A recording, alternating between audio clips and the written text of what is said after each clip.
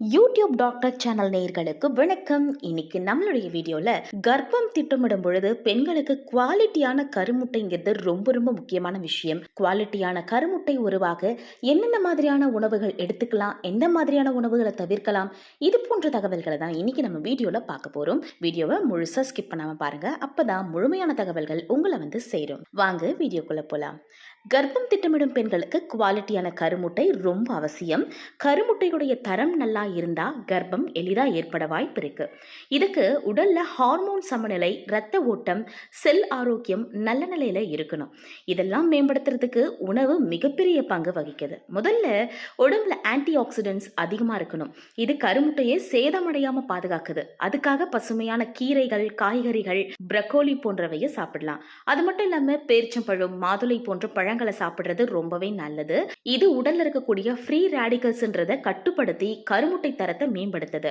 அடுத்து பார்த்தோம்னா புரதச்சத்து, அதாவது புரோட்டீன் ரொம்ப அவசியம். இது முட்டை, பயறு வகை, கொண்டக்கடலை, பாசிப்பருப்பு இதெல்லாமே கருமுட்டை வளர்ச்சிக்கு ரொம்ப உதவுது. புரோட்டீன் ஹார்மோன் உற்பத்திக்கு ரொம்ப அடிப்படையான அவசியம். தினசரி உணவுல போதுமான அளவு புரோட்டீன் சேர்த்தாலே முட்டையணு வளர்ச்சி சீரா இருக்கும். அடுத்து ஒமேகா 3 கொழுப்பு அமிலம் கருமுட்டையுடைய தரத்தை மேம்படுத்த ரொம்ப முக்கியமான சத்து இது ஹார்மோன் சமநிலையை சரி செய்து. வால்நட், ஆலிவ் எண்ணெய் மற்றும் மீன் வகைகள், அதாவது சால்மன் மீன் மாதிரியான எடுத்துக்கலாம். இதெல்லாம் முக்கியமானது. சைவம் கடைபிடிக்கிறவங்களா இருந்தீங்கன்னா ஆலிவ் விதை, சியா சீட்ஸ் இதெல்லாம் நீங்க யூஸ் பண்ணிக்கலாம். அடுத்து இரும்பு சத்து மற்றும் ஃபோலிக் ஆசிட் பெண்களுக்கு ரொம்ப அவசியமானது. இரும்பு சத்தும் ஃபோலிக் ஆசிடும் கருமுட்டை ஆரோக்கியத்துக்கும் கர்ப்பத்துக்கு தயாராகிறதுக்கும் ரொம்ப உதவுது. சுண்டல், கருப்பு உளுந்து, கீரைகள், பேரிச்சம்பழம் இது எல்லாத்திலுமே இந்த சத்து ரொம்ப அதிகமா இருக்கு. ஃபோலிக் ஆசிட் குறைவா இருந்தா கர்ப்பம் ஏற்படும் வாய்ப்பு குறையலான்றதால இதை கவனமா எடுத்துக்கோங்க. அப்புறம் விட்டமின் டி மற்றும் B12 போன்றவை ஹார்மோன் சமநிலையை கட்டுப்படுத்த உதவுது. இதுக்கு சூரிய ஒளியில இருந்து கொஞ்ச நேரம் நம்ம இருக்கணும். பால், தயிர் இது மாதிரியான உணவுகள் மூலமா இந்த சத்தை நம்ம பெறலாம். அதே நேரத்துல உடம்புல நீர் சத்து, ஹைட்ரேஷன் சரியா இருக்கணும்.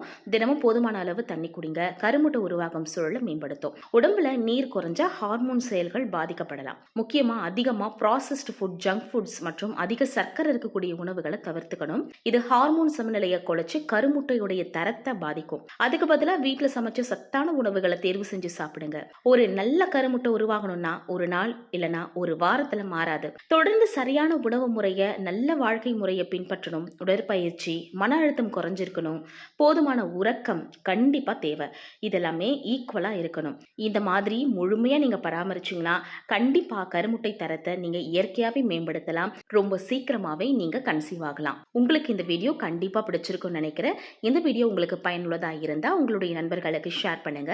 நம்மளுடைய யூடியூப் டாக்டர் சேனலை நீங்க சப்ஸ்கிரைப் பண்ணி வச்சுக்கோங்க.